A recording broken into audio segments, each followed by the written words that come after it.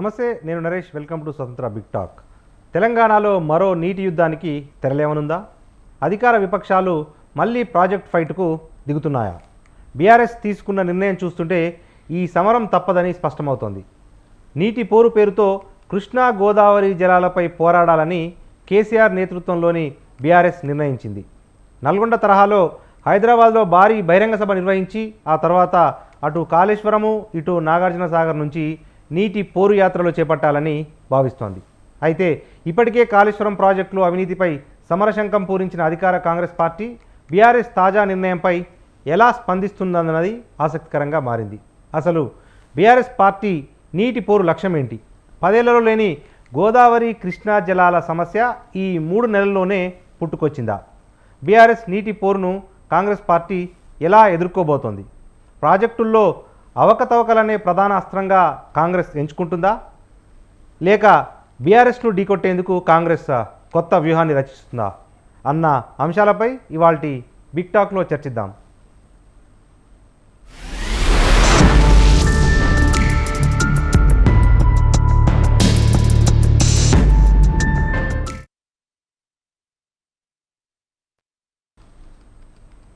Right, ఇవే అంశాలపై చర్చించేందుకు మనతో పాటు టీపీసీసీ అధికార ప్రతినిధి మద్ది శ్రీనివాసరెడ్డి మనకు లైవ్లో జాయిన్ అవుతున్నారు. వారితో పాటు మరికొద్దిసేపట్లో బీఆర్ఎస్ రాష్ట్ర నాయకులు, బీజేపీ రాష్ట్ర నాయకులు మన డిబేట్లో మనకు లైవ్లో అందుబాటులోకి వస్తారు. మొదట మనం మొత్తం 3 గెస్టులు కూడా మనకు అందుబాటులోకి వచ్చారు. మొదట మనం డాక్టర్ మద్ది శ్రీనివాసరెడ్డి గారి దగ్గర వెళ్దాం. వారితో పాటు నరేష్ ప్రజాపతి బీఆర్ఎస్ రాష్ట్ర నాయకులు, సునీతారెడ్డి బీజేపీ రాష్ట్ర నాయకులు మనకు లైవ్లో అందుబాటులో ఉన్నారు. మొదట మనం టీపీసీసీ అధికార ప్రతినిధి డాక్టర్ మద్ది శ్రీనివాసరెడ్డి గారి దగ్గరికి వెళ్దాం. శ్రీనివాసరెడ్డి గారు నమస్తే అండి.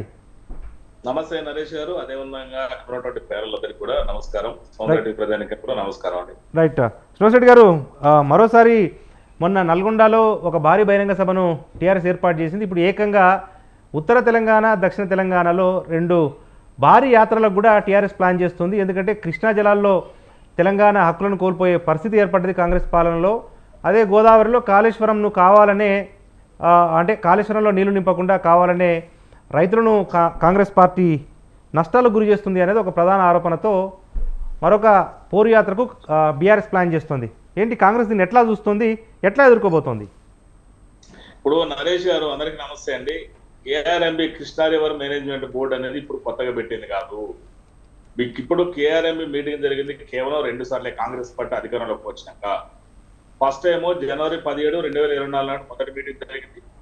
అదేవిధంగా ఫిబ్రవరి 1, 2020 నాడు రెండవ సమావేశం జరిగింది.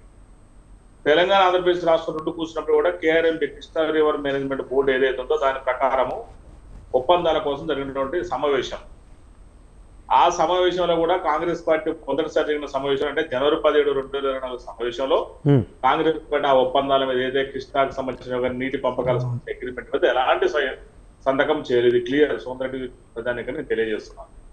అదేవిధంగా ఫిబ్రవరి దాన్ని టీఆర్ఎస్ అప్పటికే వీళ్ళు ఇట్లా సంతకాలు పెట్టారని దుష్ప్రచారం చేస్తుంటే జనవరి 20 నాడు మొన్న 2024 నాడు కాంగ్రెస్ పార్టీ జలమండలికి కానీ అదేవిధంగా కేఆర్ఎంపీ బోర్డు కూడా లెటర్ రాసింది అధికారికంగా ఎన్స్ ద్వారా. సో మేము ఎక్కడ కూడా సంతకాలు చేయలేదు, అది మినిట్స్ లో కూడా తప్పుపడి దాన్ని సరి చేయమని చెప్పడం కూడా జరిగింది. మరి ఫిబ్రవరి 1, 2024 జరిగిన సమావేశాలు కూడా అదే పాయింట్ చెప్పారు.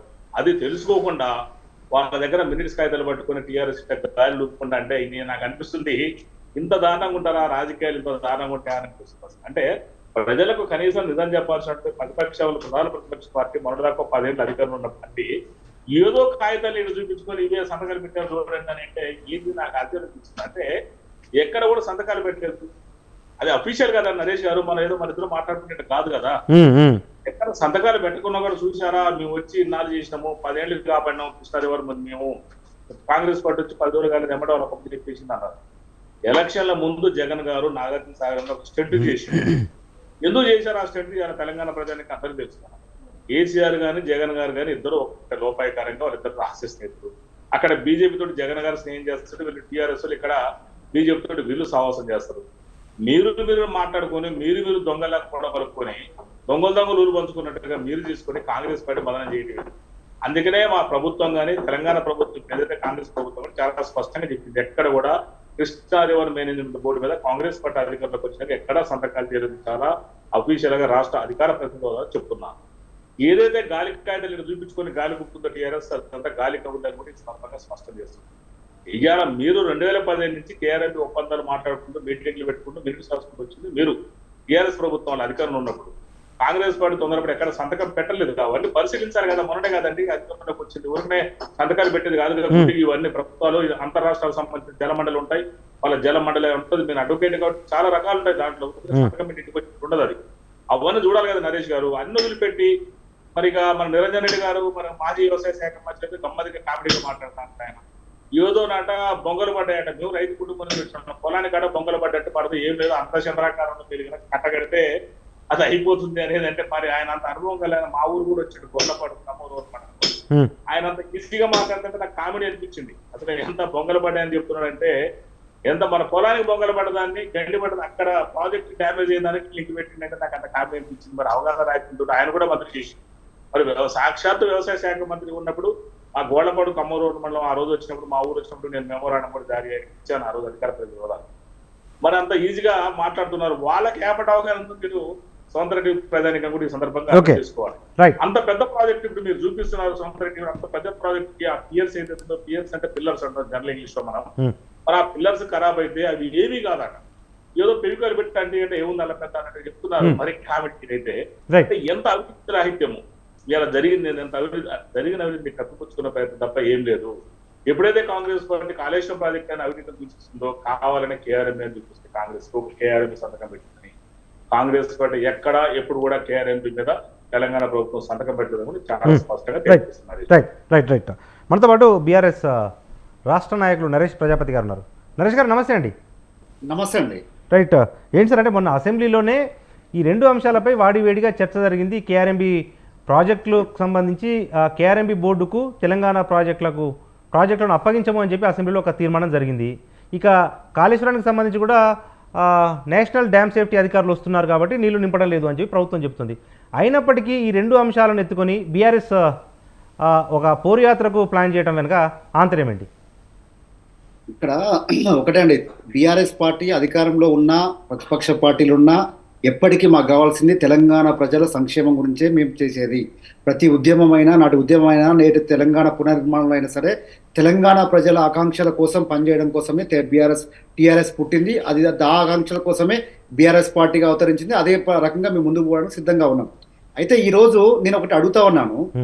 వచ్చే వానాకాలం నాటికి ప్రజలందరికీ కూడా, రైతులందరికీ కూడా నీళ్లు అందించాలంటే మనం కాలయాపన చేసుకుంటా పోవాలా? వాటి డ్యామ్ సేఫ్టీ గురించి చర్చ చేసుకొని ఆ చర్చకు సంబంధించి లేదా దానికి ఏమైనా సేఫ్టీ పరంగా ఏమైనా చేయాల్సిన అవసరం ఉందా, ఏం చేసుకోవాలి, ఎట్లా చేసుకోవాలని చూపించే ప్రయత్నం చేయాలా, వాటికి మరామతులు చేసే ప్రయత్నం చేయాలా, లేదా లేకుంటే వీటిని చూపించేసి మళ్ళీ బీఆర్ఎస్ పార్టీ ఏడ బలపడుతుందో, ఏడ ఎంపీ సీట్లు ఎక్కువగా గెలుస్తాయో అనే భయంతో వాటిని ఒక ఎగ్జిబిషన్ లాగా చూపించే ప్రయత్నం చేయాలనేది మీరు ఒక సీనియర్ జర్నలిస్ట్ గా చెప్పాల్సిన అవసరం ఉంది నరేష్ గారు. ఎందుకు ఆ మాట అంటా ఉన్నానంటే, ఈ రోజు సవరణ చేయకపోగా గత ప్రభుత్వం మీద నిందలు వేసి కాలయాపనం చేస్తున్న ప్రభుత్వం ఎవరు?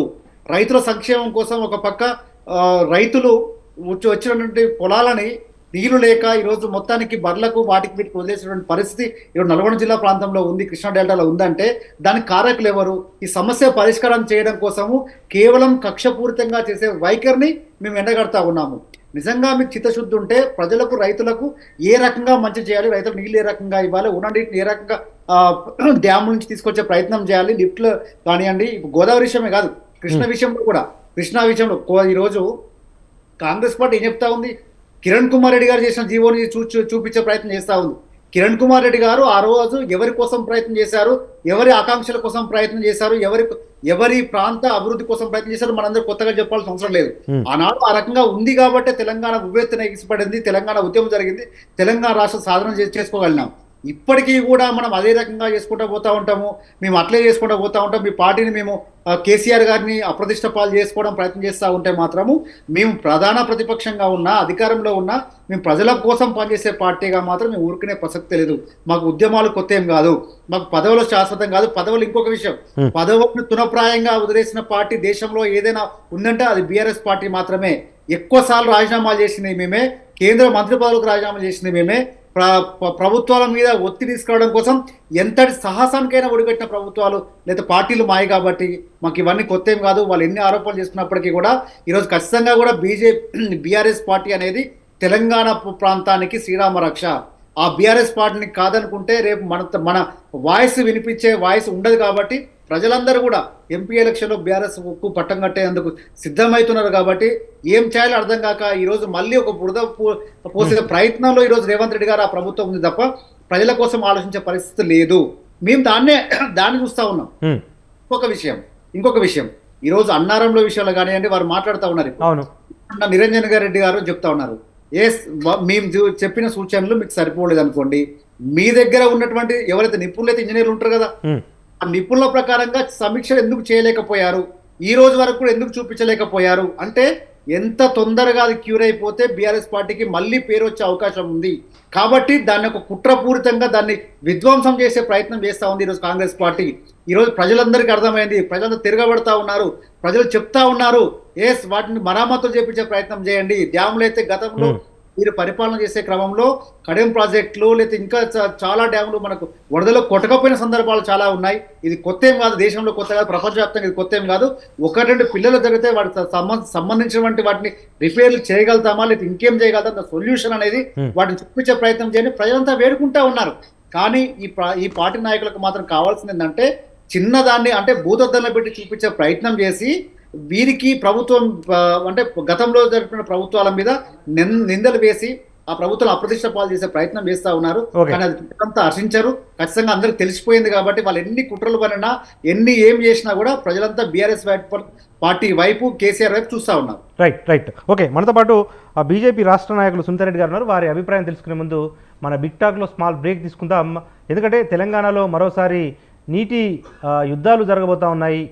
కృష్ణా గోదావరి నీళ్లలో తెలంగాణ హక్కుల కోసం బీఆర్ఎస్ ఒక మహా యాత్రలకు ప్లాన్ చేస్తూ ఉంటే కాంగ్రెస్ వాటిని అధిగమించేందుకు కాంగ్రెస్ తన వంతు ప్రయత్నాలు చేస్తూ ఉంది. నేపథ్యంలో మరి బీజేపీ స్టాండ్ ఏంటి, కేంద్ర ప్రభుత్వ వైఖరి ఎలా ఉండబోతుంది అన్న అంశంపై బీజేపీ అభిప్రాయాలు తీసుకునే ప్రయత్నం చేద్దాం. మనతో పాటు బీజేపీ రాష్ట్ర నాయకులు సునీతారెడ్డి గారు ఉన్నారు. సునీతారెడ్డి గారు నమస్తే అండి. నమస్తే అండి. రైట్, తెలంగాణలో మరోసారి నీటి పోరుకు బీఆర్ఎస్ ప్లాన్ చేస్తుంది. దాన్ని కౌంటర్ చేసేందుకు కాంగ్రెస్ కూడా వాదనలు బలంగా వినిపించేందుకు సిద్ధమవుతున్న పరిస్థితుల్లో బీజేపీ స్టాండ్ ఏంటి? నిజంగా తెలంగాణ ప్రజలకు నీటి కటకట ఎదురుగాబోతుందా? కేఆర్ఎంబీ మీద కేంద్ర పెత్తనం పెరిగిపోతుందని చెప్పి బీఆర్ఎస్ ఆరోపణలు చేస్తోంది కదా, ఏంటి మీ వైఖరి? ఇక్కడ కాంగ్రెస్ పార్టీ బీఆర్ఎస్ పార్టీ ఇద్దరు తోడు దొంగల్లా మారి వాళ్ళు చేసిన ఏదైతే ఈ తెలంగాణ బిడ్డలకు వాళ్ళు చేసిన నష్టానికే మేము బయట పెడుతున్నాం. కాబట్టే వాళ్ళిద్దరు ఒకటయ్యి ఒకరేమో కేఆర్ఎంబీ మీద కొట్లాట పెట్టుకుంటున్నారు, ఒకరేమో కాళేశ్వరం మీద కొట్లాట పెట్టుకుంటున్నారు. కేఆర్ఎంబీ వాటర్ డిస్ప్యూట్ అనేది మనకు ఏదైతే ఈ మన రాష్ట్ర విభజన సందర్భంగా చేసిన రీఆర్గనైజేషన్ చట్టంలోనే వీళ్ళు కాంగ్రెస్ వాళ్ళు క్లారిటీగా పెట్టకుండా క్లారిటీ ఇవ్వకుండా అడ్డదిడ్డంగా చేసిండ్రు. అది చేసినప్పుడు పక్కన ఉన్న కేటీఆర్ గారు కూడా ఆ రోజు ఏ సమాధానం చెప్పకుండా అసలు దాని మీద ఒక అవగాహన లేకుండా దాన్ని ఒక చట్టం చేపించిండ్రు. అది అయిపోయింది. ఆ తర్వాత ఇప్పుడు బ్రదర్ చెప్తా ఉన్నారు దాని మీద డిస్కషన్ మొత్తం లోతులోకి వెళ్ళకుండా నేను చెప్తున్నాను. అక్కడ ఏ సమావేశం జరిగినా కూడా ముఖ్యమంత్రి గారు అప్పుడు హాజరు కాలేదు. ఆంధ్రప్రదేశ్ నుంచి వాళ్ళు గండి కొట్టి మరి తీసుకుపోతుంటే కూడా టెండర్లు పిలుస్తుంటే కూడా అటెండ్ కాని పరిస్థితి చూసినాం. అఫెక్స్ కమిటీకి అటెండ్ కాని పరిస్థితి చూసినాం. ఇవన్నీ ఇప్పటి వరకు నడిచినాయి. మనకు కృష్ణానది మీద ఏం జరిగింది అనేది అదొక పార్ట్. ఇప్పుడు కాళేశ్వరం వీళ్ళు వచ్చేసి ఇప్పుడు కాంగ్రెస్ పార్టీ వాళ్ళు వచ్చి కాళేశ్వరం పట్టుకున్నారు. కాళేశ్వరం కథ మనం 2-3 సంవత్సరాల నుంచి మాట్లాడుతున్నాము. కాళేశ్వరము ఒకటి ఏటీఎంగా మారిపోయింది అని చెప్పి గత 2 సంవత్సరాల నుంచి 3 సంవత్సరాల నుంచి మేము గగ్గోలు పెడుతున్నాము. ఇది అక్కడ కరప్షన్ జరుగుతూ ఉంది, అంత క్వాలిటీ లేదు అని చెప్తా ఉన్నాము, అంత అవినీతిమయమైపోయిందని కూడా చెప్తున్నాం. దానికి రుజువుగా మొన్న మనకు పంప్ హౌజులు మునిగిపోయిన విషయం కానివ్వండి, కాలువలు కూలిపోయిన విషయం కానివ్వండి, పిల్లర్స్ కుంగిపోయిన విషయం కానివ్వండి, అవి చూసిన మరుక్షణం కిషన్ రెడ్డి గారు అక్కడికి వెళ్ళడం జరిగింది, అవి పరీక్షించడం జరిగింది. అవి కుంగిపోయిన మాట వాస్తవం, దాదాపు 5-6 పిల్లర్స్ కుంగిపోయిన మాట వాస్తవం. అప్పుడు డ్యామ్ సేఫ్టీ అథారిటీ వాళ్ళకి లెటర్ రాయడం జరిగింది. వాళ్ళు ఇమ్మీడియట్గా వచ్చిండ్రు, డ్యామ్స్ పరీక్షించిండ్రు. ఆ డ్యాము ఏ విధంగా ఉన్నది అనే దానికి వాళ్ళు కొన్ని ఇన్ఫర్మేషన్ తీసుకున్నారు. 20 అంశాల పట్ల వాళ్ళు అడిగితే వీళ్ళ దగ్గర ఉన్న సమాచారం ఓన్లీ 10-11 అంశాలకు చెప్పడం జరిగింది.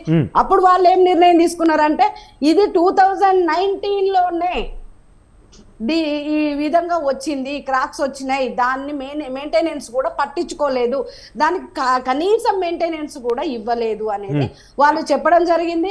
ఇప్పుడు మేడిగడ్డ ఒకటే కాదు, అన్నారం, సుందిల్ల ఇవన్నీ కూడా ఒకే టెక్నాలజీతో కట్టిండ్రు కాబట్టి అవి కూడా ప్రమాదం అంచున ఉన్నాయి.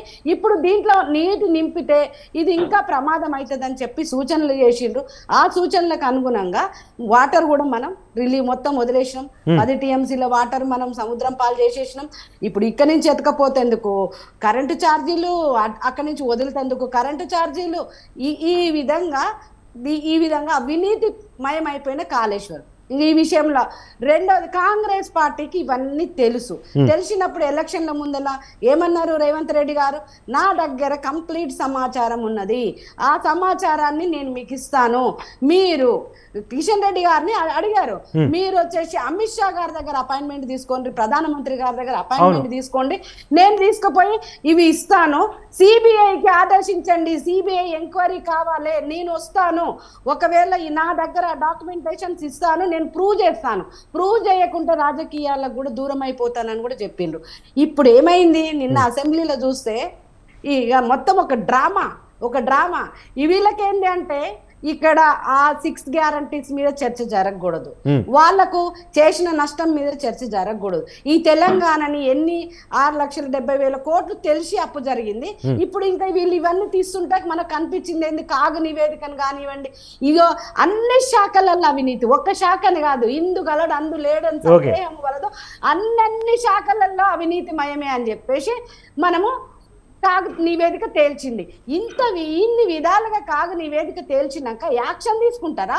ఇద్దరు వచ్చేసి నువ్వు దొంగ అంటే నువ్వు దొంగ, నువ్వు కాళేశ్వరం ఇట్లా చేసినావంటే, నువ్వు వచ్చేసి కృష్ణ ఇట్లా చేసినావంటే అని కొట్లాడుతూ వీళ్ళు లబ్ధి పొందడానికి ట్రై చేస్తున్నారు. కానీ తెలంగాణ బిడ్డలో ఏదైతే ట్యాగ్ లైన్ ఉందో, నీరు, నిధులు, నియామకాలు అనేది 3 మర్చిపోయినారు.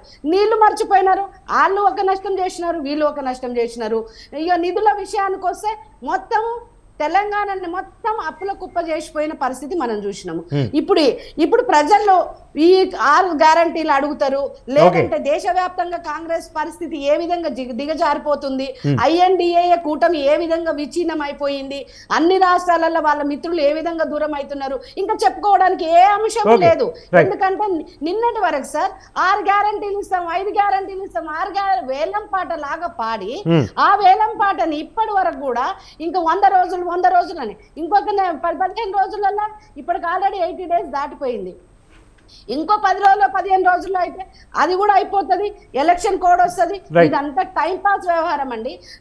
మనకు వచ్చేసి ఏదైతే డిసెంబర్ 9వ తారీఖు నాడు ఇస్తున్న రైతు బంధుగా అది రైతు రుణమాఫీ కానివ్వండి, ఏదైతే రైతులకు వచ్చేసి మనకు 500 బోనస్ కానివ్వండి, ఇలా ఎమర్జెన్సీగా ఇచ్చేవి కూడా ఇవ్వకుండా ఒక ఫ్రీ బస్ ఒకటి ఇవ్వటము, హెల్త్ స్కీమ్ ఒకటి, హెల్త్లో ఇప్పుడు వచ్చేసి ఆరోగ్యశ్రీకి 10 లక్షలు వీలు ఇచ్చేది ఏంటంటే మనకు ఆయుష్మాన్ భారత్ కింద కేంద్ర ప్రభుత్వం 10 లక్షల రూపాయలు ఇస్తుంది. 5 లక్షల వరకు అండి, 5 లక్షల వరకు 10 లక్షలు ఇవ్వలేదు, ఇస్తామని చెప్పారు. 10 లక్షలు చేసినారండి, 10 లక్షలకు పెంచినారు. అది మీకు మన నిర్మలా సీతారామన్ గారు ఆమె ప్రెస్ మీట్ పెట్టి మరి చెప్పిన 5 లక్షల. ఇంకొకటి అండి, నీటి విషయాల గురించి మాట్లాడుతూ ఉన్నారు ఎవరు, మన BRS మిత్రులు. నల్లగొండలో మొన్న వచ్చినప్పుడు మా జిల్లా అధ్యక్షుని కూడా కొట్టినారండి వీళ్ళ కార్యకర్తలు వచ్చి. ఎందుకు అంటే ధర్నా చేస్తున్నారు. నక్కలగండి దగ్గర SLBC టన్నెల్ కొట్టించేసి 300 కోట్ల రూపాయలు సార్. ఇక్కడ 1000 కోట్లు, లక్షల కోట్లు పెడుతున్నారు. ఆడ 300 కోట్ల నుంచి 1000 కోట్లు పెడితే టన్నెల్ కంప్లీట్ అయిపోయి డిండి ప్రాజెక్టుకు నీరు వస్తుంది, ఆ నుంచి నల్గొండ సస్యశ్యామలం అవుతుంది. ఇవన్నీ ఉన్నా కూడా నేను కుర్చీ వేసుకొని చేస్తానని చెప్పిన మనిషి, కనీసం 2 ఎలక్షన్లకు నేను దత్తత తీసుకున్న మనిషి అక్కడికి రాలేదు సార్. కనీసం చుట్టూ నీళ్ళు ఉంటాయి సార్. మాకు ఎస్ఎల్బిసి వన్ సైడ్ ఉంటుంది, ఇటు మూసీ నది ఉంటుంది, ఈ రెండు నదుల మధ్యలో మేము ఉంటాం. కానీ నల్లగొండకు నీళ్లు ఉండవు తాగడానికి. ఇప్పుడైతే అసలు వాటరే లేదు. మునుగోడు నియోజకవర్గం అయితే అసలు ఎక్కడ వాటర్ వచ్చిన పరిస్థితి లేదు సార్. ఎంతసేపు రాజకీయం చేస్తున్నారు, ఎట్లా ఓట్లు దండుకోవాలో, వీళ్ళేమో గ్యారంటీలను దండుకోవాలో, వాళ్ళేమో మబ్బే పెట్టి అబద్ధాలు చెప్పి ఓట్లు దండుకోవాలి. కానీ వీళ్ళకు వాటర్ ప్రాజెక్టుల మీద ఎక్కడ చిత్తశుద్ధి ఉంది సార్ చెప్పండి? ఏ ప్రాజెక్ట్ కంప్లీట్ చేసిండ్రు? కాళేశ్వరం చేస్తే ఇంకా ఇది కాళేశ్వరం అయిపోయింది. ఆయన పేరు ప్రతిష్టల కోసం చేసిండు, అదొక ఏమంటారు నిమాషి లాగా పెట్టుకొని చూసుకుంటాను తప్ప అది ఏ రకంగా ఉపయోగపడదని ఎక్స్పర్ట్స్ మొత్తం చెప్తున్నారు. ఇంజనీర్లు కాదని చెప్తున్నారు. మన నరేష్ గారు ఏం చెప్తున్నారు? పెవికిక్కు పెట్టో పెవికాలు పెట్టో అతికిస్తే పోతుంది కదా అన్నంత ఈజీగా చెప్తున్నారు అనమాట. చిన్న వస్తువు కాదు కదా అది, ఇట్లా అతికి పెడితే అతికిపోవడానికి. అది పెద్ద డ్యామ్ అండి. అది టెక్నికల్ గానే కింద ఇసుక కొట్టుకపోయిన పరిస్థితి ఉంది. టెక్నాలజీ ఏ విధంగా వాడినరు, అసలు క్వాలిటీ కంట్రోల్ ఏ విధంగా చేసిరు, వాళ్ళని ఎవరిని బాధ్యులు చేసిండ్రు? కాంట్రాక్టర్లు బాధ్యులు గారు, ఉద్యోగస్తులు బాధ్యతలు కాదు, ప్రభుత్వము బాధ్యులు గారు. ఎంతసేపు కొట్టుకుంటున్నారు కానీ ఎవరు బాధ్యులు అనేది ఏమన్నా తెలుస్తుందో తెలియట్లేదు. సార్ మధుసూదన్ రెడ్డి గారు, ఇప్పుడు రాజకీయాలు అపార్ట్, మీరు కనీసం ఇప్పుడు ఆ మేడిగడ్డ దగ్గరకు సంబంధించి అన్నారం సుందిలకు సంబంధించి నేషనల్ డ్యామ్ సేఫ్టీ అధికారులు 2 రోజుల్లో వస్తారు అని చెప్పి స్వయంగా ఇరిగేషన్ శాఖ మంత్రి అసెంబ్లీలో ప్రకటించారు. ఇప్పుడు దాదాపు 5-6 రోజులు కావస్తుంది ఇప్పటివరకు నేషనల్ నుంచి అంటే కేంద్రం నుంచి డ్యామ్ సేఫ్టీ అధికారులు రాలేదు, దాని మీద సమీక్షలు జరగలేదు. ఇట్లా జరిగితే అంతిమంగా తెలంగాణ రైతాంగమే కదా నష్టపోయేది మీ 2 పార్టీల ఆధిపత్య పోరులో. ఏం చెప్తారు?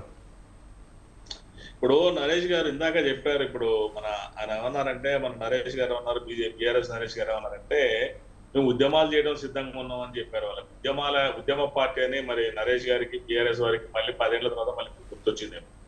ఆ రోజు కేసీఆర్ బరాబర్ మేము రాజకీయాలు చేస్తాం, సన్నాసి మట్టం కాదు, మాది బీఆర్ఎస్ అంటే పంక్తు రాజకీయ పార్టీ అని చాలా సార్లు తనదైన స్టైల్లో తనదైన పడికట్టు పదాలతో మాటలతో కేసీఆర్ గారు చెప్పడం మనం చాలా సార్లు విన్నాము, చూసాము. ఇవాళ మళ్ళీ అధికారం పోయిన తర్వాత మళ్ళీ ఇప్పుడు ఉద్యమ పార్టీ ఆడ అంటే ఇలా ఆ పోలవరం కాళేశ్వరం ప్రాజెక్టు జరిగిన అవినీతిని ఎంత సింపుల్ చెప్తున్నారంటే, మరి నరేష్ గారు సీనియర్ జర్నలిస్ట్ అని చెప్పారు. నేను సీనియర్ అడ్వకేట్, 19 years నుంచి ఖమ్మం కోర్టులో హైకోర్టులో ప్రాక్టీస్ చేస్తున్నాను, practising advocate still and date కూడా నేను. మరి సీనియర్ జర్నలిస్ట్ అని చెప్తున్నారు, ఎట్లా దాన్ని మీరు ఎందుకు గుర్తించలేకపోతున్నారు? ఇవాళ మన విలేకరులే కదా మొత్తం చూపిస్తున్నారు, మరి మీరు ఎందుకు గమనించలేకపోతున్నారు? కళ్ళుని కూడా బీఆర్ఎస్ వాళ్ళు ఎందుకు చూడలేకపోతున్నారు కూడా నేను మరి సొంత ప్రధానికం ద్వారా అడుగుతున్నాను. కొన్ని కోట్ల రూపాయలు, కొన్ని వేల కోట్ల, లక్షల కోట్ల రూపాయల ప్రాజెక్టు వల్ల నీళ్లు పాలిన గంగపాలైతే కూడా మనం చూస్తుంటే ఉండాలంటున్నారు బీఆర్ఎస్. అది వదిలిపెట్టి వాళ్ళు అసలు యాక్చువల్ దాంతో జరిగిన ఒప్పందం ఏంటంటే 29 జూన్ 2020 నాడు ఆ ప్రాజెక్ట్ బ్యారేజ్ కంపెనీ అన్నట్టుగా ఆ రోజు ఇంజనీరింగ్ లో సర్టిఫికేట్ ఇచ్చారు. అది డిఫెక్ట్ లయబిలిటీ నరేష్ గారు 2 years ఉంటుంది అఫీషియల్ గా, ఒక లాయర్ కాబట్టి మనకు తెలిసి డిఫెక్ట్ లయబిలిటీ ఒక 2 years ఉంటుంది. 2 years అయిపోయింది, 2022 జూన్ 28కి అయిపోయింది. ఆ తర్వాత ఆపరేషన్స్ అండ్ మెయింటెనెన్స్ కోసం 5 సంవత్సరాలు ఉంటుంది అది. సో 2025 వరకు ఉంది అది, ఇప్పుడు జూన్ వరకు. కానీ వాళ్ళు ఏం చేశారు, వాళ్ళు ఎల్ఎన్టీ వాళ్ళు ఏం చెప్తున్నారు, మేము ఇప్పటికే 9,70 లక్షల రూపాయలు ఆల్రెడీ ఖర్చు పెట్టాము, ఇక మీకు ఖర్చు పెట్టలేము, మేము అన్ని చేతులు ఎత్తేసి ఉన్నారు. మరి ఆ రోజు ఆ బ్యారేజ్కి ఉన్నటువంటి డబ్బులనేమో ఏదైతే కాంట్రాక్ట్ కోట్ చేసిన దాన్ని దాదాపు 133 రెట్లు పెంచారు దాన్ని. మరి అన్ని డబ్బులు పెంచుకుని అన్ని ఎవరైనా జనరల్ గా నాకున్న అవగాహన ఏమంటారంటే కాంట్రాక్ట్ 5% పెంచుతారంటే జనరల్ గా ఏమైనా అనౌన్స్మెంట్ అంటే ఇయర్లీ. అట్లాంటిది 5 సంవత్సరాలకు 25 లేదా 30% పెంచాలి. 133% పెంచి ఎవరికి వాళ్ళు బినామీల పేరుతో దోసుకొని మళ్ళీ ఆయన నేనే 9,70 లక్షలు ఎక్కువ పెట్టినా అంటాడు. మరి ఆయన ఇంకేమంటారు వాళ్ళు, మాది అయిపోయింది ఇక మీకు చేయలేమని చేతులెత్తేశారు. మరి ఎప్పుడు మరి 2022 జూన్ 28 నాడు వాళ్ళ అగ్రిమెంట్ డిఫెక్ట్ లయబిలిటీ మేనేజ్మెంట్ అయిపోయినప్పుడు ఆ రోజు ఎందుకు చెప్పలేదు? వాళ్ళే చేస్తారు, ఏం కాదు, ఎల్ఎన్టీ వాళ్ళే చేస్తారు. ఇలా బీఆర్ఎస్ నాయకులు ఆ రోజు ప్రగల్భాలు పలకలేదా? టీవీలలో పేపర్లో మనకి సోషల్ మీడియాలో చూడలేదా? మరి ఇంత మోసం జరిగి అదులు పెట్టి జనాన్ని పక్కదోవ పట్టడం కోసము ఇవాళ వాళ్ళు కేఆర్ఎం అని అంటున్నారు. కేఆర్ఎం అనేది ఎక్కడ కూడా కాంగ్రెస్ పార్టీకి సంబంధం లేదు. ఒక అగ్రిమెంట్, ఆ అగ్రిమెంట్ మీద ఎడం చేతుడు పెన్షన్ తోటి కూడా ఎవరు గీయలే కాంగ్రెస్ పార్టీ. బీజేపీ వాళ్ళు అంటున్నారు ఏంటంటే రేవంత్ రెడ్డి గారు అంటే అప్పుడు మరి బీఆర్ఎస్ వాళ్ళు కేసీఆర్ దగ్గర అరెస్ట్ చేయడం, నా దగ్గర అన్ని ఆధారాలు ఉన్నాయి, ఆయన అవినీతి చేశారు కాళేశ్వరం ప్రాజెక్టు, ఆయన అరెస్ట్ చేయమని అన్నారు. ఎస్, బరాబర్ అన్నారు ఆ రోజు రేవంత్ రెడ్డి గారు. ఎందుకన్నారు? ఇక్కడేమో బీజేపీ ఉంది అధికారంలో, అక్కడేమో ఇక్కడ బీఆర్ఎస్ ఉంది, అక్కడ బీజేపీ ఉంది. మీ ఇద్దరు రాష్ట్ర స్నేహితులు. ఇప్పుడు మాకు అధికారం ఇక్కడ మా చేతులు ఉంది రాష్ట్రంలో. మాకు అధికార దర్యాప్తు సంస్థలు కూడా మా చేతులు ఉంటాయి. అంటే మా చేతుల్లో మీన్స్ దర్యాప్తు సంస్థలు మన ప్రభుత్వం దగ్గర ఉంటాయి. కాబట్టి ఇలా బీఆర్ఎస్ వాళ్ళ బీజేపీ వాళ్ళ దగ్గరికి వెళ్ళి నేను దర్యాప్తు చేయాలని అడగాల్సినంత అవసరం లేదని నేను అనుకుంటున్నాను. ఎందుకంటే ఆల్రెడీ జ్యుడిషియల్ ఎంక్వైరీ ఉంటుంది, ఎక్స్పర్ట్ కమిటీతో ఎంక్వైరీ చేయించుకోవచ్చు, మనం ప్రాథమిక సమాచారం తెప్పించుకోవచ్చు. కాబట్టి ఆ విధంగా పోవచ్చు. ఇప్పుడు దీనికి బీజేపీ తోటి పోయి బీజేపీకి ఒక లెటర్ పెట్టి లేఖ రాసి కిషన్ రెడ్డి గారితో అడగాల్సిన అవసరం మాకు లేదు. మరి కిషన్ రెడ్డి గారికి కానీ నేను ఇప్పుడు సునీతారెడ్డి గారు చెప్తాను, ఏంది తెలంగాణ అనే ప్రాంతము మరి భారతదేశంలో పార్ట్ అండ్ పార్సల్ కాదా? మరి బీజేపీ రాష్ట్రంలో ఉన్నటువంటి బీజేపీ నాయకులకు బాధ్యత లేదా? బీజేపీ నాయకులు ఎందుకు సూమోటోగా స్వీకరించట్లేదు? బీజేపీ నాయకులకు కాళేశ్వరం ప్రాజెక్టు కళ్ళు కనిపించట్లేదా? మరి కిషన్ రెడ్డి గారికి అర్థం కావట్లేదా? టీవీలలో డిబేట్ లో మాట్లాడే వారికి అర్థం కావట్లేదా? మీరు కూడా చూస్తున్నారు కదా, మీరు సూమోటోగా స్వీకరించవచ్చు కదా. మీరే కంప్లైంట్ మీరు ఇవ్వాలని ఉంది ఇక్కడ. మీరు ప్రజాప్రతినిధులు, మీరు నాయకులు, మీరు కూడా కంప్లైంట్ ఇవ్వచ్చు. అందరూ తెలిసిపోతున్నారు. ఇవాళ సీక్రెట్ ఏముంది అక్కడ? అంత మొత్తం టీవీలో లైవ్ చూపిస్తుంటే ఇక్కడ సీక్రెట్ ఏంటండి? ఇక్కడ మధ్య శ్రీనివాస స్పెషల్ తెలిసేది వాళ్ళ ప్రాజెక్ట్ ఏదైతే ఉందో ఆ పియర్ మొత్తం కూలింది అర్థమవుతుంది. ఆ రెట్లు ఏదైతే కాంట్రాక్ట్ 3 రెట్లు 33 రెట్లు 133 రెట్లు పెంచినట్టు అందరూ తెలిసిపోతుంది. ఓకే, 1,80,000 కోట్ల రూపాయల ప్రాజెక్టు కూడా అందరికి అర్థమైపోయింది. ఎన్ని తెలిసిపోతుంది. ఇక్కడ సీక్రెట్ ఎక్కడ లేదు. మరి బీజేపీ వాళ్ళు జాతీయ స్థాయిలో ఉన్నారు. దర్యాప్తు సంస్థలు ఐటీ కానీ, ఈడీ కానీ, సిబిఐ కానీ ఎన్నో వాళ్ళ చేతులు ఉన్నాయి. మన వాళ్ళు ఎందుకు చర్య తీసుకోవట్లేదని అడుగుతున్నా. నిజంగా చూస్తుంటే బీజేపీ వాళ్లకు ఖచ్చితంగా ఇప్పటికైనా కూడా చర్య తీసుకోవచ్చు. దీనికి కాంగ్రెస్ పార్టీ ఏం చేయాల్సిన అవసరం లేదు. రేవంత్ రెడ్డి గారు ఏం చేయాల్సిన అవసరం లేదు. మీరున్నారు కదా, మీరు తెలంగాణ లేదా? బీజేపీ లేదా తెలంగాణలో? ఇంకొక మాట అన్నారు వాళ్ళు, బీజేపీ వారు మాట్లాడు భారతదేశంలో కాంగ్రెస్ పార్టీ పోతుంది. మీరు మొదలుపెట్టినప్పుడు మీరు ఎంత ఉన్నారో ఆ రోజు గుర్తించు. ఏ పార్టీ కూడా దీర్ఘకాలంలో శాస్త్రం కాదనే విషయాన్ని మనం గ్రహించాలి. దీర్ఘకాలంలో బీజేపీ పరిస్థితి ఇవాళ లేదు 4 సీట్లు ఓటు వచ్చినంత మాత్రం భవిష్యత్తులో పరిస్థితిని కూడా ఉంచుకోవాలి. ఖచ్చితంగా రాహుల్ గాంధీ గారి నాయకత్వంలో ఈసారి ఖచ్చితంగా కాంగ్రెస్ పార్టీ అధికారం రావడం ఉంది. మీరు ఎంతసేపటికి మతం చెప్పడం తప్ప మీరు 10 ఏళ్లలో ఏం అభివృద్ధి చేశారని అడుగుతున్నాను. మీరు ఆయుష్మాన్ భారత్ అంటున్నారు, మాకే కలవట్లేదు. ఆయుష్మాన్ భారత్, ఆయుష్మాన్ ఏందో కూడా. ఎప్పుడన్నా మీరు టీఆర్ఎస్ తోటి మిలాకర్తే ఎప్పుడన్నా మీ స్కీములు కానీ, మీరు పెట్టిన పథకాలు కానీ, మీరు ఇచ్చే డబ్బులు కానీ ఏ రోజు అయితే చెప్పారా ప్రజలకు? ఎందుకు చెప్పలేదంటే ఆ రోజు టీఆర్ఎస్ కి క్రెడిట్ దక్కాలే, అది ఓట్లన్నీ కూడా గంపగుత్తగా టీఆర్ఎస్ కి పడాలని చెప్పలేదు. ఇప్పుడు టీఆర్ఎస్ కి అధికారంలో పోయేందుకు మేము ఆయుష్మాన్ భారత్ పెట్టాం, ఆ భారత్ పెట్టాం, ఈ భారత్ పెట్టాం, భారత్ వైకుంఠ ధామానం ఉన్నాయని మాయ అంటున్నారు. మీరు ఎందుకు చెప్పలే ఆ రోజు?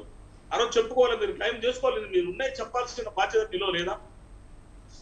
ఇప్పుడు అధికారం వస్తాను, తిరిగి మీ దగ్గరికి వస్తాను. నరేష్ గారు బీజేపీ ఏదైతే బీఆర్ఎస్ రాష్ట్ర చంద్ర కూడా మనకు స్పష్టంగా అర్థం. Right okay.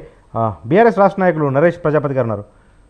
నరేష్ గారు, అంటే ఇప్పుడు ప్రధానంగా ఒక ఆరోపణ ఏంటంటే కాంగ్రెస్ బీఆర్ఎస్ ఈ రెండు పార్టీలు కలిసి ఒక మైండ్ డైవర్షన్ గేమ్ ఆడుతూ ఉన్నాయి. నిజంగా కాళేశ్వరంలో పిల్లలు కుంగిపోయిన మాట వాస్తవము. తిరిగి వాటిని పునరుద్ధరించే పరిస్థితి ప్రస్తుతానికైతే లేదు. ఇక కేఆర్ఎంబీ విషయంలో కూడా మొన్న అసెంబ్లీలో అంత పెద్ద ఎత్తున చర్చ జరిగిన తర్వాత ఆ 2 అంశాలను తీసుకొని ఉద్యమం చేయడం వెనుక ఆంతర్యం ఏంటి అని ఒక ప్రధాన ప్రశ్న బీజేపీలో ఏమనెత్తా ఉంది. ఏంటి, ఎట్లా స్పందిస్తారు? ఇప్పుడు శ్రీనివాస్ రెడ్డి గారు ఏం చెప్తా ఉన్నారంటే ప్రాజెక్ట్ వాల్యూని 130% పెంచారు, ఇది ఏ రకంగా అవుతుంది, సీనియర్ అడ్వకేట్ని అడుగుతా అని చెప్పి అడుగుతా ఉన్నారు. నేను అదే వారిని ఒక ప్రశ్న అడుగుతా ఉన్నాను. తుమ్మిడిహట్టి దగ్గర కట్టేదానికి 17,000 కోట్ల నుంచి 40,000 కోట్లకు ఎట్లా ఏ రకంగా పెరిగింది? పనులు స్టార్ట్ చేయక ముందుకే మరి 120% ఎట్లా పెరిగినట్టు అండి నరేష్ గారు? అది కూడా వాళ్ళ ఆలోచన చేయాలి కదా. మీరు పనులు స్టార్ట్ చేసి కంప్లీట్ అయిన దానికే మీరు ఈ రకంగా మాట్లాడుతూ ఉన్నారు. అక్కడ పనులు స్టార్ట్ కాకముందుకే ఇష్టం వచ్చినట్టు బడ్జెట్ పెంచుకుంటా పోయారు, దాని ఎస్టిమేషన్ పెంచుకుంటా పోయారు తప్ప పనులే స్టార్ట్ చేయలే కదా. మీ ప్రభుత్వానికి మా ప్రభుత్వానికి తేడా అదే. తర్వాత సునీత గారు ఒక మాట అన్నారు, కాళేశ్వరం ప్రాజెక్టు గురించి ఏం చేస్తున్నారు, ఎట్లా చేస్తా ఉన్నారని. 2014 అధికారంలోకి వచ్చిన తర్వాత అక్కడ బీజేపీ ప్రభుత్వం కేంద్రంలో అధికారంలోకి వచ్చింది, ఇక్కడ బీఆర్ఎస్ ప్రభుత్వం తెలంగాణ అధికారంలోకి వచ్చిన తర్వాత తెలంగాణకు అన్యాయం చేసే బీజేపీ పార్టీ, ఒక జాతీయ హోదా ఇస్తా అన్నటువంటి బీజేపీ పార్టీ మోసం చేస్తే మన సొంత నిధులతో కాళేశ్వరం ప్రాజెక్టు కట్టుకున్న మాట వాస్తవం కాదా? ఈ 4 సంవత్సరాల్లో మనం కాళేశ్వరం ప్రాజెక్టు పూర్తి చేసుకుంటే ఈ రోజు వరకు కూడా పోలవరాన్ని మీరు ఏ స్థాయిలో ఉంచారో, ఎంతవరకు కంప్లీట్ అయిందో ఒకసారి లెక్కలు తేలుద్దామా? బీజేపీని అడుగుతా ఉన్నాను ఈరోజు. మీరు కేంద్ర ప్రభుత్వ నిధులతో చేసిన పోలవరం మీరు ఎంతవరకు తీసుకుపోగలిగారు? మేము కాళేశ్వరం ఎంతవరకు తీసుకుపోగలిగాము? వారు చెప్పినట్టుగానే కాళేశ్వరము మేడిగడ్డ ప్రాజెక్టు ప్రాబ్లం వచ్చింది అనుకుందాము. 1,00,000 కోట్ల వ్యయంలో కాళేశ్వరం ప్రాజెక్టులో 10% కూడా లేనటువంటి బ్యారేజ్ ఖర్చులలో 10% లేనటువంటి వాటి మీద అవినీతిని చూపించి లీక్లు అని చెప్పి చూపిస్తా ఉన్నారు కదా. 95% కంప్లీట్ అయ్యి సక్సెస్ అయ్యి ఈ రోజు పోతా ఉన్నటువంటి వాటిని కాంగ్రెస్ ప్రభుత్వం ఎందుకు చూపించట్లేదు, ఎందుకు మభ్య పెడతా ఉంది?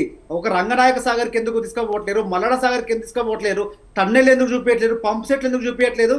ఈ రోజు దేశంలో అత్యధికంగా ఫాస్ట్ స్పాట్ ఫ్లడ్స్ వచ్చేది నది ఏదైనా ఉందంటే గోదావరి నది మన రాష్ట్రంలో. అట్లాంటి ఫ్లడ్లను కూడా తట్టుకొని నిలబడేటువంటి ప్రాజెక్టులని ఈ రోజు మీరు మీ అవసరాలకు రెండు ప్రాబ్లమ్స్ వచ్చిన వాటిని పట్టుకొని 95% సక్సెస్ఫుల్ గా కంప్లీట్ మీరు పక్కన పెట్టేసి ఈ 2 బరేజ్లకు వచ్చేటువంటి లీక్లను లేకపోతే కుంగిళ్లను వీటినే చూపించి ఎందుకు విష ప్రచారం? అదే సోర్స్ పాయింట్ అదే కదా. అంటే ప్రధానంగా గుండెకాయ లాంటిది, మేడిగడ్డ గుండెకాయ లాంటిది సోర్స్ పాయింట్ పనులే సరిగా లేకపోతే మిగిలిన బ్యారేజీలు కానీ ప్రాజెక్టులు కానీ టన్నెల్ కానీ పరిస్థితి ఏంటో అన్న ఒక ఆందోళన అయితే వ్యక్తమవుతోంది కదా. వాస్తవం కదా ఇది? సార్ నేను చెప్తా వినండి. ఈ రోజు వరకు కూడా మేడిగడ్డ నుంచి కూడా పంపింగ్ చేయొచ్చు, సుందీల నుంచి పంపింగ్ చేయొచ్చు, అన్నారం నుంచి పంపింగ్ చేయొచ్చు. ఇప్పటికీ ఇంకా అవసరం మనకి ఎందుకు అంటే భవిష్యత్ తరాలు దృష్టిలో పెట్టుకొని అక్కడ ఉన్నటువంటి వాటి తుమ్మడేట దగ్గర కొంత సదుపాయం లేదు, నీటి సదుపాయం లేదని చెప్పి ఈ పార్టీ నాయకులే కదా, గతంలో కాంగ్రెస్ పార్టీ అధికారంలో సెంట్రలే కదా ఇచ్చింది, అక్కడ సదుపాయాలు లేదు అని చెప్పింది ఈ పార్టీ నాయకులే కదా, బీజేపీ పార్టీ నాయకులే కదా, కేంద్రంలో ఉంది వాళ్ళిద్దరు పార్టీలే కదా, మేమైతే కేంద్ర అధికారం లేం కదా.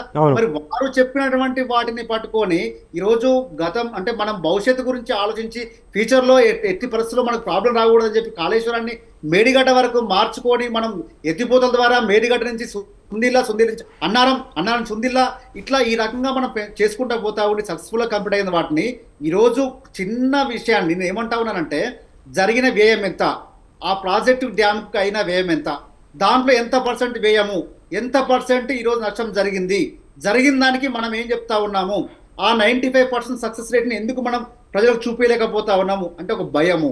ఈ 95% చూపిస్తే మళ్ళీ ప్రజలు మళ్ళీ కేసీఆర్ వైపు ఎడమొక్కుతారనో, రేవంత్ రెడ్డి గారు ఒక కుట్రలో భాగంగానో లేదా అనుకోకుండానో ఒక మాట మాట్లాడారు నరేష్ గారు, కేసీఆర్ గారు కట్టిన ఆనవాళ్ళు కానీ కేసీఆర్ గారి పేరు వచ్చే ఆనవాళ్ళు కానీ నేను లేకుండా చేస్తా అన్నారు.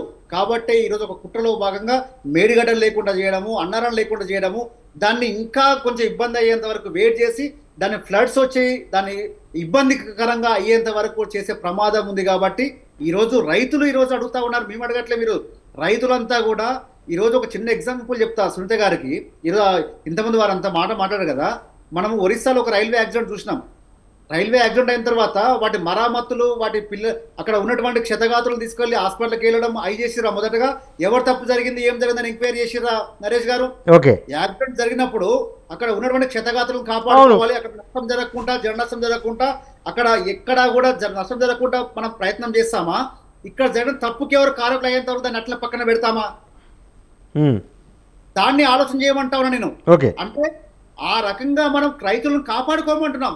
నిజంగా మీ దగ్గర మేము తప్పు చేసినట్టుగా ఆధారాలు ఉంటే మీరు ఏసీబీ చేస్తారా, లేకపోతే సిబిఐ చేస్తారా, ఇంకేదైనా చేస్తారా, జ్యుడిషియల్ ఎంక్వైరీ చేస్తారా, సిట్టింగ్ జడ్జితో చేస్తారా, ఎవరితోనైనా వేసుకోండి, మేము దానికి సిద్ధంగా ఉన్నాం.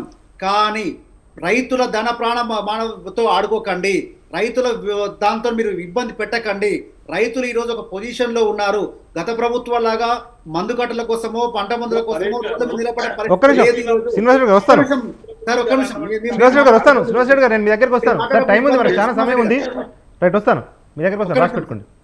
ఈ గత ప్రభుత్వాల్లాగా ఈ రోజు రాష్ట్రంలో రైతు పరిస్థితి లేదు.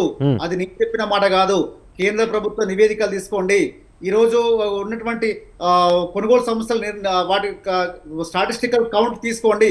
ఈరోజు ఎంత ఏ రకంగా పెరిగింది, భూగర్భ జలాలు ఏ రకంగా ఇంక్రీజ్ అయినాయి, ఈరోజు చెరువులు ఏ రకంగా ఇంప్రూవ్ చేసుకున్నాము, కాలువలు ఏ రకంగా ఇంప్రూవ్ చేసుకున్నాము, రైతుల డిగ్రీ ఏ రకంగా అంతుంది, ఉన్నటువంటి పంట ఏ రకంగా అభివృద్ధి చెందింది, ఎన్ని రేట్లు అభివృద్ధి చెందింది అనేది కూడా ఆలోచన చేయాల్సిన అవసరం ఉంది.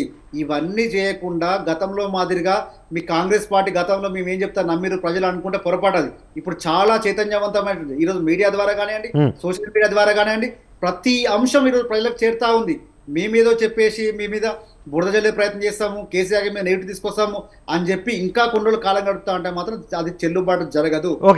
మీరు చెప్పిన మాటకి అంటాం, నిజంగా ఒకవేళ మేడిగడ్డ దగ్గర ప్రాబ్లం అయితే ఎందుకు ఒక 5% వచ్చే అయ్యేటువంటి ఖర్చు దాన్నే చూపించి ఎందుకు ప్రాబ్లం చేస్తూ ఉన్నారు, ఎందుకు దాన్ని కాపాడుకోలేకపోతున్నారు? నిజంగా మీకు కాపాడుకోవాలి చేత కాకపోతే మాకు ఇవ్వమని చెప్పాం, ముఖ్యమంత్రి గారు సవాల్ చేశారు కదా, మీకు చేతన చేయమని. హరీష్ రావు గారు స్పందించారు, మీరు ముఖ్యమంత్రి రిజైన్ చేయండి, మాకు ఇవ్వండి, మేము చేసి చూపిస్తాం, తర్వాత మాట్లాడుకుందామని. ఈ రోజు అధికారంలో ఉంది, ఏ చేతగాక చెప్పలేక ఒక నిమిషం. రైట్. మేము మాట్లాడమని నరేష్ గారు, మేము మాట్లాడిన మాటలు కాదు, వారు రేవంత్ రెడ్డి గారు మాట్లాడే వాళ్ళకి అరకంగా శ్రీనివాస్ రెడ్డి గారు ఒక్క నిమిషం. పద్ధతి లేనటువంటి మాటలు మాట్లాడేది మీ ప్రభుత్వ నాయకులే, మీ ఇప్పుడు ముఖ్యమంత్రి గారే. నరేష్ ప్రజాపతి గారు, ఇప్పుడు రేవంత్ రెడ్డి గారు ఒక్క నిమిషం, ఇప్పుడు మాట్లాడుతూ ఉన్నారు. రైట్, ఇప్పుడు రేవంత్ రెడ్డి గారు సభలో మాట్లాడుతూ ఇంకొక మరి విషయం. మీకు అవకాశం ఇస్తాము, మీరు నింపి చూపిస్తారని ప్రశ్నేశారు, దానికి రాజీనామా చేయమని. సిద్ధమన్నాము. ఇప్పుడు గతంలో ఇప్పుడు సార్ నరేష్ గారు సీఎం కేసీఆర్ గారు ఉన్నప్పుడు ఒక్క నిమిషం శ్రీనివాస్ రెడ్డి గారు, చిన్న డౌట్ శ్రీనివాస్ రెడ్డి గారు ఒక్క నిమిషం. దొంగ నడిచినట్టే ఉంది ఇది. రైట్ లోపభూయిష్టంగా రైట్ ఓకే 40 పాస్ అండి, 39 మార్కులతో ఒకటే కదా తగ్గిందంటే అంటే ఒకటి కలిపి పాస్ చేయన్నా. రైట్ ఓకే ఒక్క నిమిషం ప్లీజ్. నేను ఒక మాట చెప్తా శ్రీనివాస్ రెడ్డి గారు, శ్రీనివాస్ రెడ్డి గారు ఒక్క నిమిషం సార్. నరేష్ గారు మంచి మాట అన్నారు, మంచి మాట చెప్పారు వారు, మంచి మాట చెప్పారు. దొంగ దొంగ అరుస్తుందంటే ఈ రోజు ప్రభుత్వం ఆ రకంగా నడుస్తుందండి. ఆనాడు చంపినటువంటి ప్రభుత్వమే ఈ రోజు మన తెలంగాణ మీద ప్రేమ గురిపించే ప్రయత్నం చేసినట్టు చేస్తుంది. ఈరోజు ప్రజలకు మళ్ళీ అర్థమైంది, ఆనాడు తెలంగాణ కోసం పోరాడినటువంటి వాళ్ళని చంపినటువంటి ప్రభుత్వాలే ఆనాడు కాలయాపన చేయడం వల్ల 10 సంవత్సరాలు లేట్ చేయడం వల్ల 1000 మంది అమరులు చేసినటువంటి ప్రభుత్వాలే ఈ రోజు మళ్ళీ ఏదో ప్రేమ చూపించడం ప్రయత్నం చేస్తా ఉన్నాయి. Right okay please. ఆ ప్రయత్నాలు మళ్ళీ చెల్లవు ఆ మాట రైట్ అంటా ఓకే ఓకే రైట్. ఎన్నికల్లో ప్రజలు తెలుస్తారు. మనతో పాటు బీజేపీ రాష్ట్ర నాయకులు సునీతారెడ్డి గారు ఉన్నారు. సునీతారెడ్డి గారు, ఇప్పుడు ఏ చిన్న ప్రాజెక్ట్ అయినా కూడా కేంద్ర ప్రభుత్వం అనుమతులు ఇస్తే తప్ప ఆ ప్రాజెక్టులు ప్రారంభం కావు. ఈ కాళేశ్వరం 1,00,000 కోట్లతో నిర్మించిన కాళేశ్వరం, సరే కేంద్రం అనుమతులు ఇచ్చింది, కేంద్ర సహాయం జరగలేదు కాబట్టి, కేంద్రం నుంచి ఆర్థిక సహాయం జరగలేదు, జాతీయ ప్రాజెక్టుగా గుర్తించలేదు కాబట్టి సొంత నిధులతో తెలంగాణ ప్రభుత్వం ఆ ప్రాజెక్ట్ నిర్మించింది. లాంచింగ్ అప్పుడైతే కేంద్ర ప్రభుత్వ సంస్థలు ఒక చెక్ చేసి గ్రీన్ సర్టిఫికేట్ ఇచ్చిన తర్వాతనే కదా ఆ ప్రాజెక్టులు ప్రారంభమయ్యేది. మరి అప్పుడు కేంద్ర ప్రభుత్వానికి తెలియదా కాళేశ్వరము నాసిరకం పనులు చేశారు, డిజైన్ లోపం ఉంది అన్న సంగతి కేంద్రానికి తెలియదా? అన్మ్యూట్ చేయరా సునీతారెడ్డి గారు, మ్యూట్లో ఉన్నారు. సునీతారెడ్డి గారు మ్యూట్లో ఉన్నారు. సునీతారెడ్డి గారు అన్మ్యూట్ చేయరా?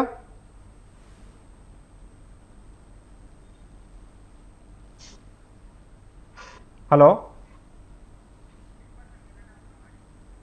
రైట్. సాంకేతిక సమస్య తలెత్తినట్టుంది. శ్రీనివాస్ రెడ్డి గారి దగ్గరికి వెళ్దాం. సునీతారెడ్డి గారు, నేను తిరిగి మీ దగ్గరికి వస్తాను, టెక్నికల్ ప్రాబ్లం ఉన్నట్టుంది.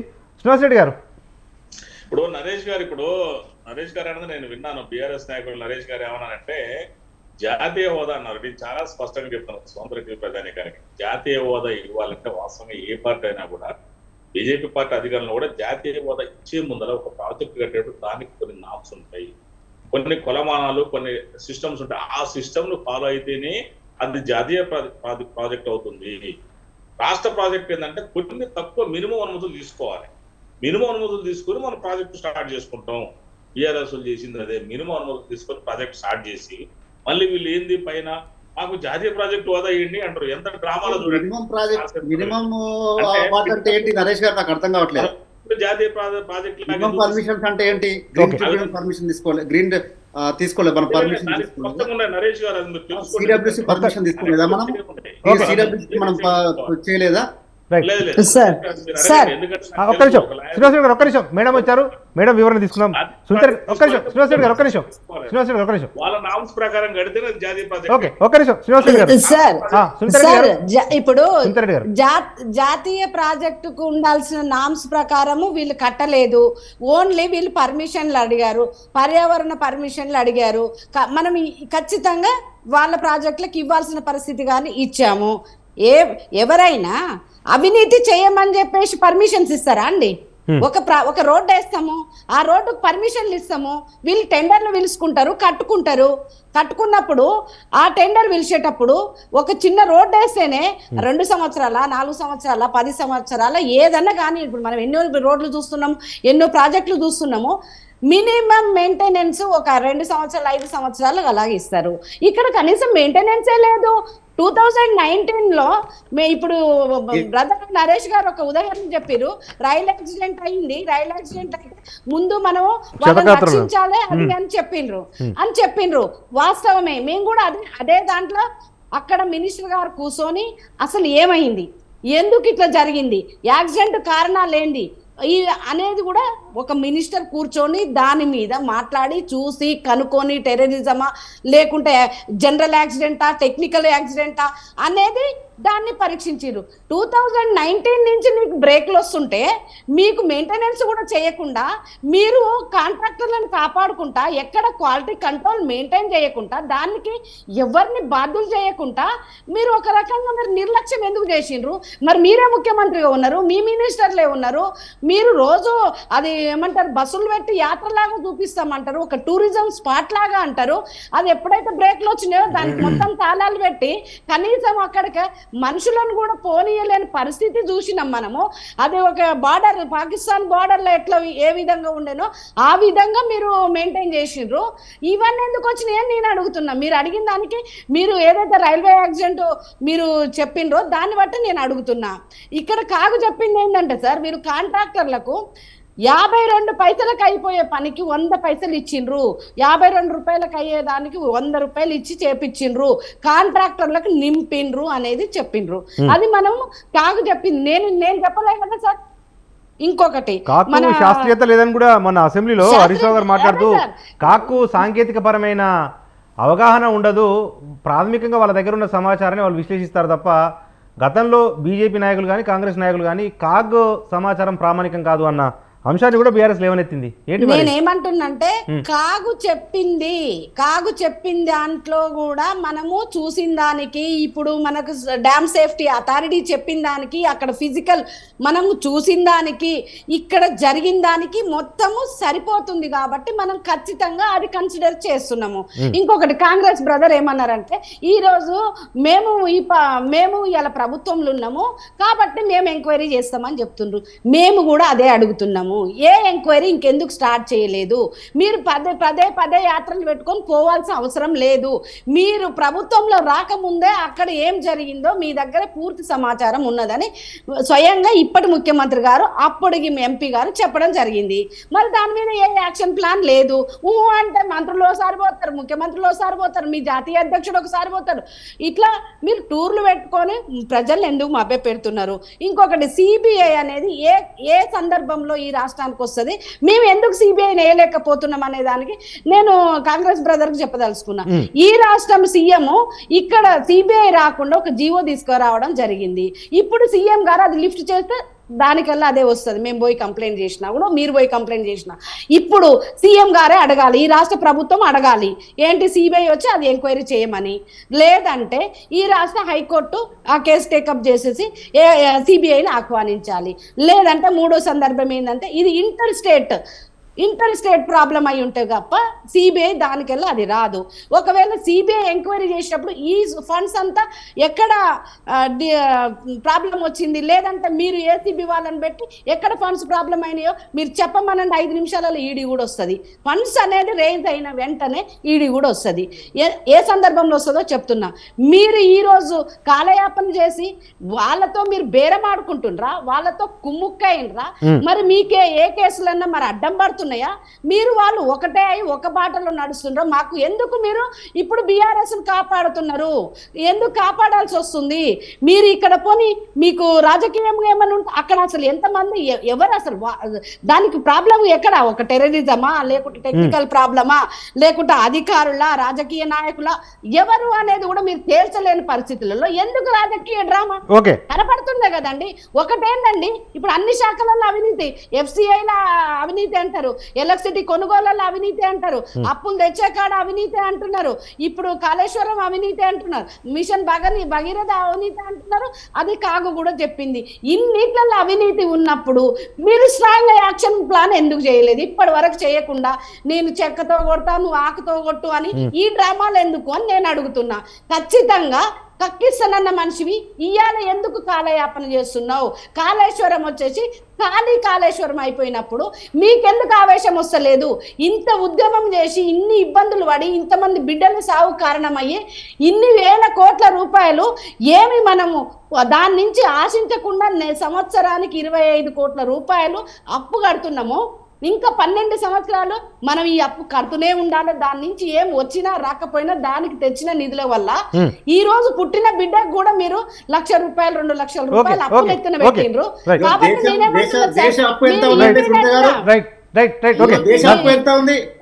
మీ అప్పులన్నీ కలిపి 2014 ఎంత ఉంది? అదే నోట్ చెప్పండి. రైట్, ఇప్పుడు కేంద్రం తీసుకున్న అప్పులకే దాదాపు ప్రతి ఏటా 12 లక్షల కోట్లు వడ్డీ కడుతుంది దేశం. నరేష్ గారు, రైట్, చెప్పండి. గారి దగ్గర మంచి సబ్జెక్ట్ ఉంది, రైట్, తన దగ్గర అంతా లెక్కలు ఉన్నాయి. అదే నేను ఆ సబ్జెక్ట్ పెట్టండి, దాని లెక్క చెప్తాను. కేంద్రంలో అప్పు ఎంత ఉందో ఒక మాట చెప్పండి. ఓకే, ఒక్క నిమిషం. నా కోరిక ఏంటంటే మీ నోటి నుంచే ఒక లెక్కలు ఎగ్జాక్ట్ గా వస్తే బాగుంటుందని ఇక్కడ భారతీయ జనతా పార్టీ ప్రభుత్వం ఏదైతే కేంద్ర ప్రభుత్వం ఉందో ఈ విధంగా అవినీతి చేసి ఈ విధంగా ప్రజల డబ్బును కొల్లగొట్టి అవినీతిమయమై ప్రాజెక్టులలో లంచాలు తీసుకోనో ఏమో చేసి ఈ ప్రాజెక్టులను అవినీతిమయం చేసిందని ప్రూవ్ చేయండి. రెండోది లేదంటే కేంద్రంలో అధికారంలోకి వస్తే వాళ్ళు కూడా ప్రూవ్ చేస్తారు మేడం, ఇప్పుడు అధికారం లేదు కదా. పెట్టండి, చూపిస్తా ఉన్నాము మేము.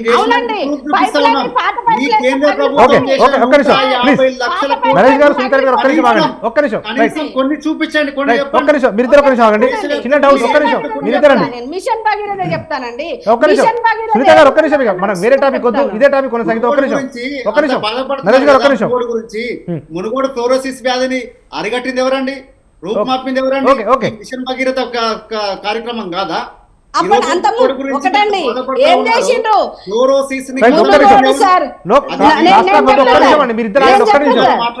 నాకు చిన్న అనుమానం ఉంది, ఒక్క నిమిషం చిన్న డౌట్ క్లారిఫై చేసుకుంటా కాంగ్రెస్ ప్రతినిధితో.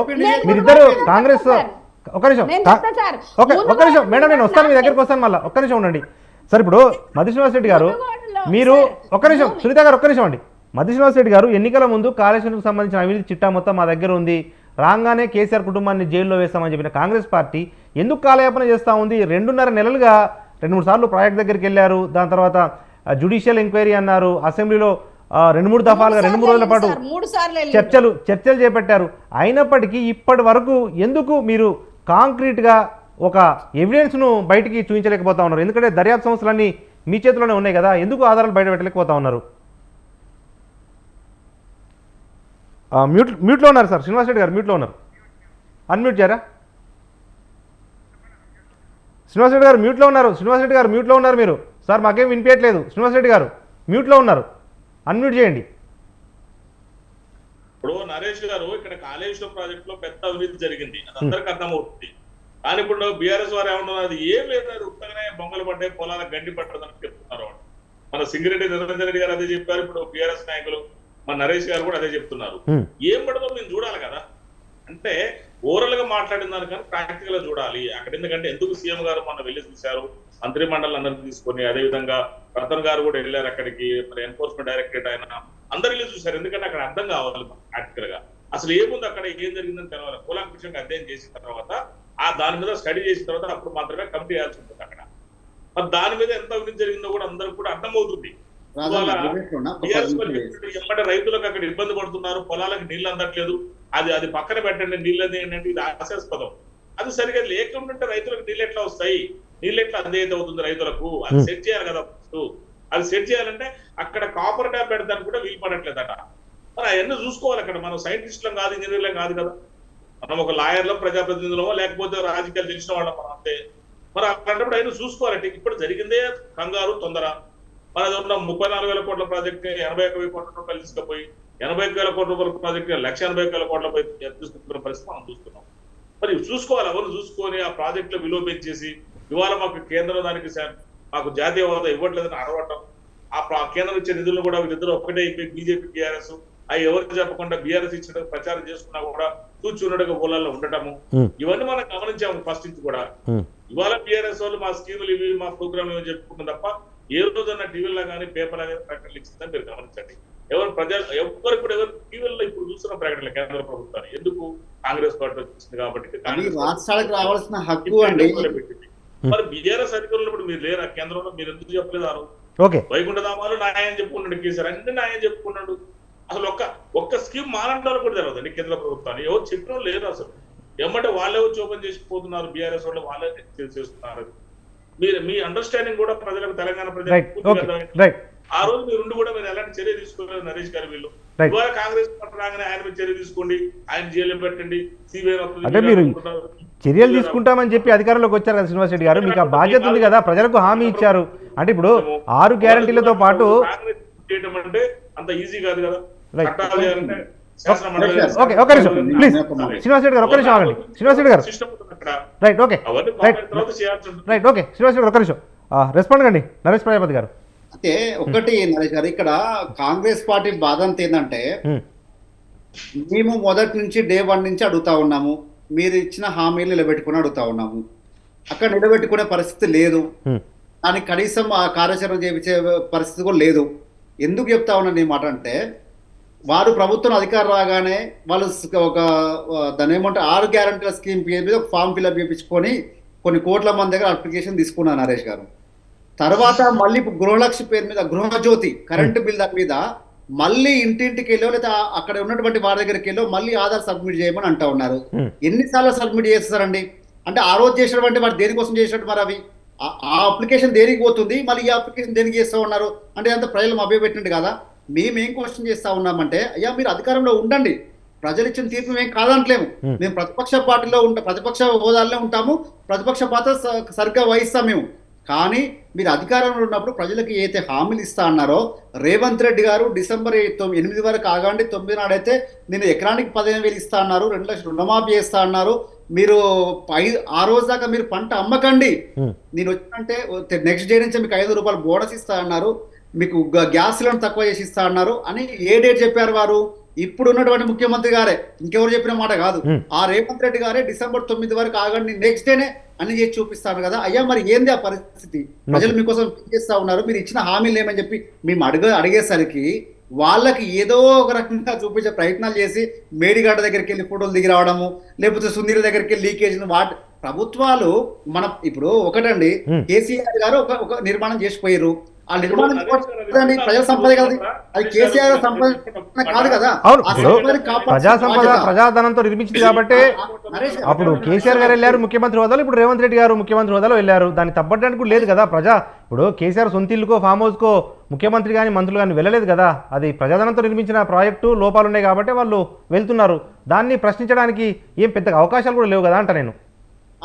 అసలు వెళ్ళడం ప్రశ్నించే కాదండి, వెళ్ళాలండి, వెళ్ళి పనులు చేయాలంటున్నా నేను. ఫోటోలు దిగి రావద్దు, పనులు చేయించండి అంటా ఉన్నా నేను. వెళ్ళడం అసలు మాకు ఏంటంటే, మీరు వెళ్ళండి, కావాలంటే అక్కడ ఉండి చేపియండి పని, తప్పేం కాదు, కానీ యుద్ధ ప్రాతిపదికన చేపియండి. అది ప్రజల ఆస్తి.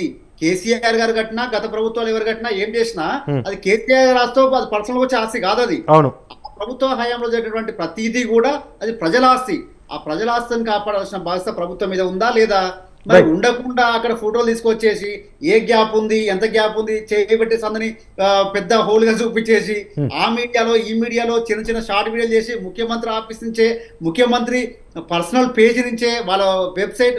ఇప్పుడు ప్రతి ప్రభుత్వం చేసేది కూడా అదే కదా, గత ప్రభుత్వం టీఆర్ఎస్ ఉన్నప్పుడు.